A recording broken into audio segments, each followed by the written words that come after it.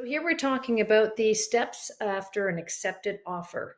You already had your offer accepted. Now you're ready to get on to the next steps of how to actually go through the process of buying the property. So with your accepted offer, you're going to be needing to put in a deposit. So you have your deposit and your down payment. The deposit is actually a portion of your down payment that will be forwarded to the lawyer or brokerage that is representing the seller in this process.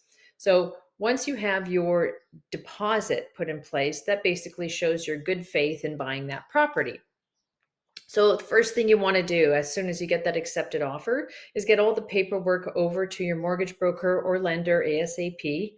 You get your deposit forwarded to the representative that has taken charge of putting all of those funds into a trust account for the seller. So that money is put aside and it will eventually go towards the purchase price of your property on closing.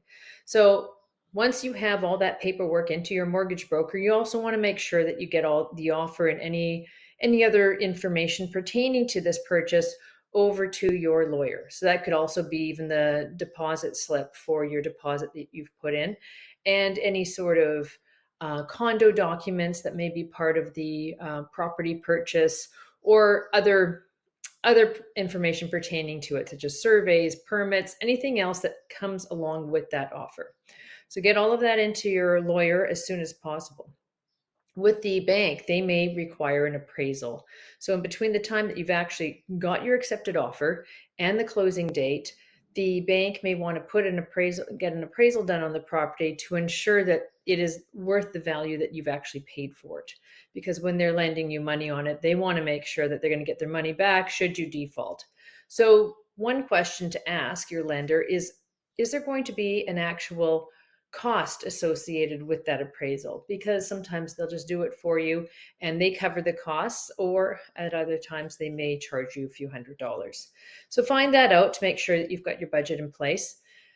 And then the next thing is you're going to be wanting to do some walkthroughs prior to closing. So when you're doing those walkthroughs, maybe talk to a few of the trades that you're going to have working on the property, because they're going to want to make sure that they have all their measurements done, order materials, all of these things you want to have in place as soon as you have that possession date. Because on your possession date or closing, you want to get in there and you want to work fast. And so I would say talk to any sort of painters, flooring people, anybody that's going to be supplying materials for drywall or trim work, anything that you can think of that may require some pre-planning. Those people should be called. They can come in and you can have multiple people in at one time, have the measurements done for any materials that need to be ordered ahead of time. This is also a time too, if you're not even, you haven't decided on, let's say, a painter that you're going to be using on the project and you want to get some quotes, maybe in the walkthrough, you can time it so that you have 3 painters come in consecutively. They do a walkthrough and they give you a quote afterwards so that you can decide who you want to work with. So that's a perfect opportunity to get all that pre-planning done and get your materials ordered. So once you have done your walkthroughs, talk to your trades, got all of those things kind of in line, you're going to want to make sure that you have your money ready for your down payments, closing costs. So there will be a down payment required on the date of closing or possession date. So make sure you have that money put aside. The closing costs, I will put in an extra cheat sheet for you. So you have a list of all the closing costs that you're going to have to consider on the date that you get possession, because you want to be prepared and make sure that you're not struggling to get those funds together.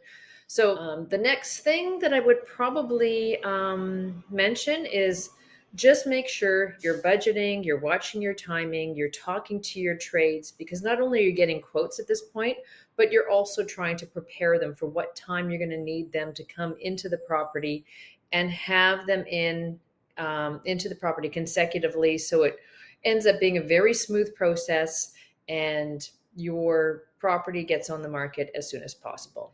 So that is it for steps after an accepted offer. And then we're moving on to the next episode. See you there.